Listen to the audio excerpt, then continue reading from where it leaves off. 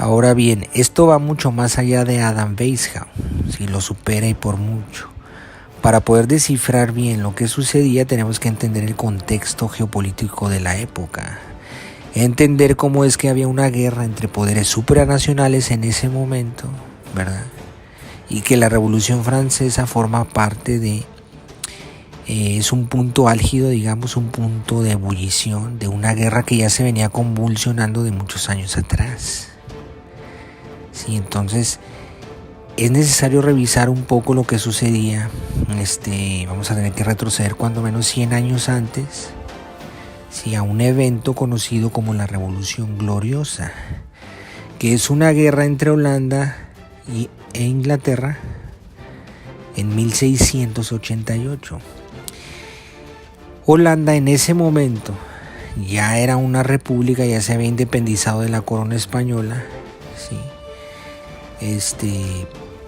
Y tenían algo a lo que llamaban Stadtüter como jefe de estado, que el Stadtüter no es más que un rey disfrazado. En ese momento el Stadtüter era el príncipe William de la dinastía Orange-Nassau, una dinastía de la que ya hemos hablado, poderosísima, que actualmente sigue como monarcas ahí en Holanda. Bueno, este William III va a emprender la guerra contra Inglaterra. Y este William es de la facción protestante. Como dije anteriormente, esto no se trata de una cuestión religiosa, pero ese sí es importante mencionarlo para ver cómo van los bandos. Sí, porque dentro de la iglesia anterior a esta Revolución Gloriosa ocurrió una fractura entre dos estructuras de poder. Y una de esas estructuras se va a aliar con el rey de Inglaterra, que en aquel entonces era Enrique VIII, ¿sí? Y el rey Enrique VIII va a fundar la iglesia anglicana, ¿sí? Comandada por él, ¿verdad? Y esa iglesia protestante anglicana es la que le va a hacer la guerra a la iglesia católica romana, y es la que se va a enfrentar con la iglesia católica romana en la Revolución Francesa, porque esa iglesia católica está apoyando a los Borbón en Francia. Por eso es que vemos a muchos protestantes. Sí, entonces tiene que ver ese evento. Bueno, pero eso ocurrió en el año 1530 y tantos, cuando Enrique VIII funda esta iglesia. Bueno, este William, de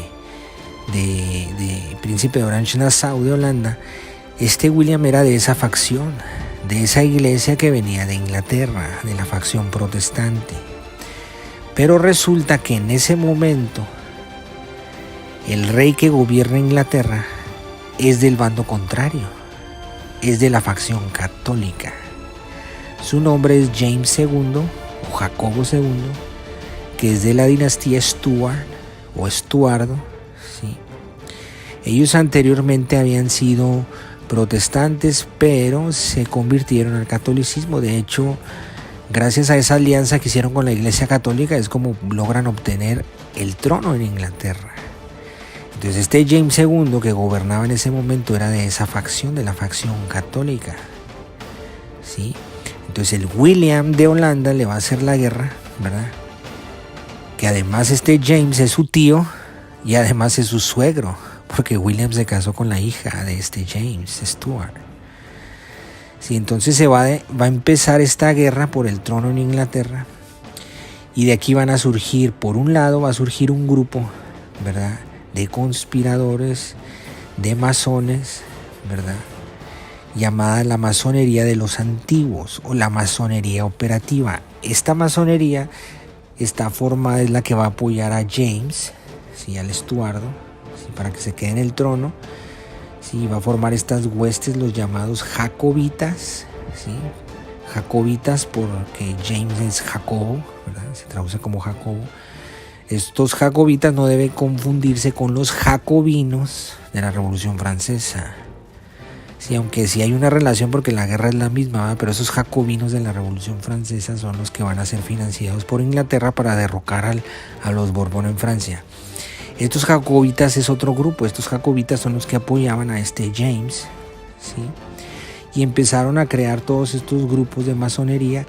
Aunque todavía no nacía la masonería oficialmente, ya se formaban estos grupos. Y tiempo después, esta masonería va a formar lo que es el rito de escocés. ¿Por qué? Porque los Estuardo eran aquellos reyes ancestrales que venían de Escocia y que después tomaron el trono en Inglaterra, ¿sí? Entonces esta es la masonería de los antiguos, operativa, templaria, escocesa, como quieran llamarle. Por otro lado van a salir apoyando a Orange-Nassau los llamados oranchistas, ¿sí?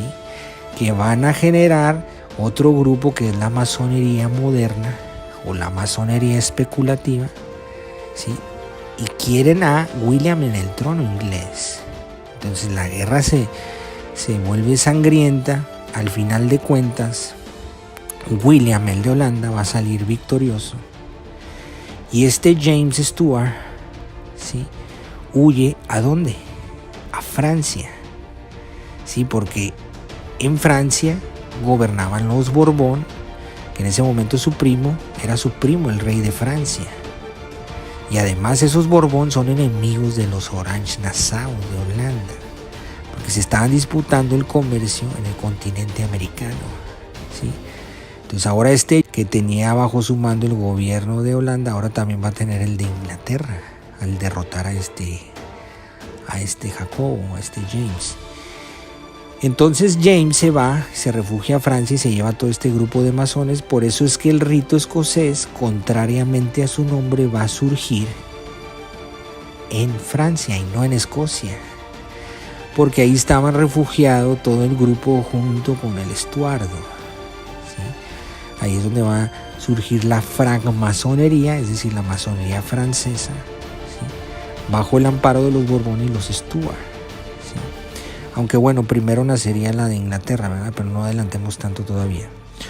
Una vez que este William de Holanda, que venía de Holanda, toma el trono en Inglaterra, se va a convertir en William III de Inglaterra. Sigue gobernando ahí, ¿verdad? Y a los 6 años que termina esta guerra, va a fundar el Banco de Inglaterra, que es el Banco Central de Emisión de Moneda. Sí, esto ocurre en el año 1694. Este banco, que sigue vigente hasta ahorita, ¿verdad?, es considerado el banco central más antiguo, el segundo banco central más antiguo después del Banco de Suecia. Sí, obviamente hubo otros bancos en la Edad Media, pero en lo que son los bancos centrales, este es el segundo más antiguo que ha en Europa, y fue creado por este William, ¿sí?, de la dinastía Orange-Nassau, con el objetivo de que lo financiaran en su guerra contra los Borbón de Francia. ¿Sí? Estaban enfrentados por la disputa que había en el continente americano de quedarse con los territorios y con el comercio. Sí, entonces pasa el tiempo, este William tiene un problema para tener descendientes, ¿verdad? Por lo tanto, el sucesor en el trono va a ser su cuñada Anna Stuart, ¿sí? Entonces aquí podríamos decir que los Stuart recuperan el trono en Inglaterra, pero esta Ana fue educada con tendencias protestantes, es decir, esta Ana apoyó a William, ¿sí?, contra su padre, a William y a su hermana María, ¿sí?, conspiró contra su propio padre, ¿sí? Entonces ella era de la facción protestante también, y no lo apoyó nada más moralmente, sino militarmente también, por medio de un militar que era muy cercano a su padre, ¿sí?, que lo va a traicionar, ¿verdad? Y van a apoyar a este William en esa guerra. Bueno, ese sujeto se llama John Churchill. John Churchill es el antepasado del famoso Winston Churchill, que va a comandar al Imperio Británico en la Segunda Guerra Mundial contra Hitler. Sí, bueno, ese Winston Churchill era de la nobleza, era de los duques de Marlborough, que fueron premiados y ennoblecidos por esta Ana debido a esa traición. Sí, debido a que este John la apoyó para derrocar a su padre. Entonces todos conspiraron, las dos hermanas, el John y el William, el estatuer de Holanda. Finalmente lo derrocaron. El rey de Inglaterra, James, ya sospechaba de esto, ¿verdad? Y no les iba a dejar el trono a ninguna de ellas. Si se lo iba a dejar a otro hijo que él tuvo, ¿verdad? Más pequeño, del cual se sospecha y se especula que realmente no era su hijo, ¿sí? Y como ya sabía que las hijas lo iban a traicionar, ¿verdad? Fingieron un embarazo, ¿verdad? Y fingieron un parto y agarraron un niño de otra persona y lo pusieron como si fuera su hijo real. Y ese es el que iba a ser el heredero. Ninguna de ellas iba a tomar la sucesión, ¿verdad? Entonces, ese hijo se va a ir allá con el Stuart, con su padre, allá a Francia, y allá van a continuar y van a intentar recuperar el trono en Inglaterra. Entonces, curiosamente, después de Ana, ¿verdad?, que es la que va a firmar precisamente esta alianza entre Inglaterra y Holanda, ¿verdad?, para luchar contra la Francia de los Borbón. Sí, ella es la que va a firmar todos estos acuerdos en esta guerra. Bueno, el problema es que ella tampoco puede tener hijos, extrañamente. Tiene, creo que como 11 embarazos, algo así, 11 o 17, no me acuerdo, muchísimos. Y todos los hijos se mueren. Creo que el que más le duró, creo que duró hasta los 7 años nomás. Entonces todos los hijos se le morían. Entonces, cosa muy extraña, ¿verdad? Entonces lo que hace ella es que firma un decreto a manera de que el sucesor, obviamente tenía que ser alguien de la familia cercana, ¿verdad?, pero con la condición de que ese sucesor tendría que ser forzosamente de la facción protestante. Es decir, no va a permitir que entre una dinastía católica a gobernar Inglaterra. Entonces automáticamente este decreto deja fuera a los Stuart católicos que estaban en Francia refugiados con los Borbón. Sí, entonces los familiares más cercanos de Ana, ¿verdad?, esta Ana eran los Hanover, ¿sí? Los Hanover, un territorio dentro del Sacro Imperio Romano Germánico, es decir, alemanes, era un principado. Sí, ellos son los que van a tomar la corona en Inglaterra. Van a seguir gobernando Hanover como príncipes electores, ¿verdad?, aunque después lo van a hacer reino y ya el título se llama Rey de Hanover, ¿verdad? Pero ellos van a seguir gobernando ahí y van a ostentar a la par la corona en Inglaterra. Va a entrar George I de la dinastía Hanover, y es en este periodo, ¿verdad? Ellos eran protestantes, ¿verdad? Por eso pudieron tener acceso al trono, porque eran de este mismo clan, de este mismo grupito, ¿verdad? Y es en ese periodo justamente cuando van a ser ya oficialmente la masonería en Inglaterra. En el año de 1717 surge la Gran Logia de Londres, ¿verdad?, de la masonería del rito de York, que se va a formar después. Bueno, esa masonería era controlada por estos Hanover, ¿sí?, que entraron al trono, y por los oranchistas. ¿Sí? Los Orange-Nassau continuaron allá en Holanda. ¿Sí? Como dije, es una dinastía poderosísima que hasta ahorita son reyes, ¿verdad?, de Holanda. Entonces ellos son los que controlaban esta facción. Por lo tanto, tenemos aquí ya los dos grupos. La masonería del rito escocés, ¿verdad?, dominada por los Borbón, por los Stuart, por el bando católico, contra el rito de York, que es el de Inglaterra, el de los Hanover, etc. Y esta guerra, ¿verdad?, no se va a limitar solo a Europa, se va a extender por todo el globo, incluyendo el continente americano. Sí, va a durar muchísimos años, donde van a empezar con supuestas revoluciones, ¿verdad?, y se van a independizar los pueblos en América. ¿De quién? De la España católica, que era gobernada por ¿quién? Por los Borbón, ¿sí? Los Borbón, la misma dinastía que venía de Francia, donde empezaron a sembrar estas supuestas revoluciones y arrebatarle las colonias, ¿verdad?, la mayoría, con estas supuestas independencias de los pueblos, cuando en realidad era el rito de York el que actuaba, procedente de Gran Bretaña. Entonces pasan los años, esta guerra continúa, todas estas redes masónicas, ¿verdad? Y llegamos hasta el año de 1775, donde va a empezar la guerra de independencia en Estados Unidos, donde las redes masónicas de estos Stuart, en coalición con los Borbón de Francia y de España, ¿verdad?, están apoyando a estos insurgentes. ¿Contra quién? Contra los Hanover de Gran Bretaña, que en ese momento el rey de Gran Bretaña ya era George III, el que estaba al frente del gobierno. Este George III va a perder las 13 colonias, ¿sí? Y los Borbón van a poder recuperar varios territorios que habían perdido anteriormente, ¿sí? Inclusive entre esos padres fundadores de Estados Unidos, ¿verdad?, también se pueden detectar personas afines a la dinastía Tudor, ¿sí? Aquella que fue creada, aquella que gobernó Inglaterra con Enrique VIII, etc. Bueno, también había gente procedente de esa dinastía, ¿sí? Entonces, un año de iniciada esta guerra en Estados Unidos, esta guerra de independencia, un año después, ¿qué sucede?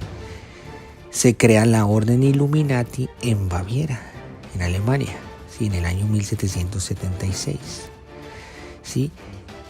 Que esta orden, ¿verdad?, es la que se va a infiltrar en la Logia de Gran Oriente de Francia, que es la subsidiaria del rito escocés de los Stuart. ¿Sí? Entonces los superiores desconocidos que manejaban a los Illuminati, ¿sí?, van a infiltrar todas estas logias. Por lo tanto, los Illuminati tampoco son los amos del mundo, es un instrumento más de infiltración para llevar a cabo estos planes. Entonces estos superiores desconocidos son los que van a crear después el rito escocés antiguo y aceptado, ¿sí? Un nombre o un título adjudicado con toda la intención de despistar al enemigo, porque al notar ese nombre uno supone que es del rito escocés, pero no. Este rito escocés antiguo y aceptado, que no es el mismo que el rito escocés, ¿verdad?, este rito va a ser creado por los enemigos de los Estuardo, ¿sí?, por los rivales de los Borbón, de los Stuart, de todo ese bando católico. Entonces, ya tenemos aquí a un posible sospechoso de quién manejaba a los Illuminati que provocaron la revolución en Francia, ¿sí? ¿Quién era enemigo de los Borbón de la Francia revolucionaria? Pues George III de la dinastía Hanover, que en ese momento era el rey de Gran Bretaña. ¿Por qué? Porque los Borbón conspiraron e intervinieron militarmente a favor de la independencia de Estados Unidos contra este George, ¿sí? Y los Estuardo los apoyaron porque los Estuardo querían recuperar el trono que les habían arrebatado. Pues por eso esta alianza con los Borbón, aparte que eran familiares, ¿sí? Entonces, no solamente ayudaron a los independentistas norteamericanos con dinero, ¿sí? ¿Recuerdan esta gran suma de dinero que va a generar el déficit, ¿verdad?, que va a crear las condiciones, ¿verdad?, para que sea proclive la insurrección en Francia? Bueno, no solamente fue dinero, ¿sí?, también los apoyaron con pertrechos militares, soldados y toda clase de suministros durante todo lo que duró la guerra de independencia norteamericana.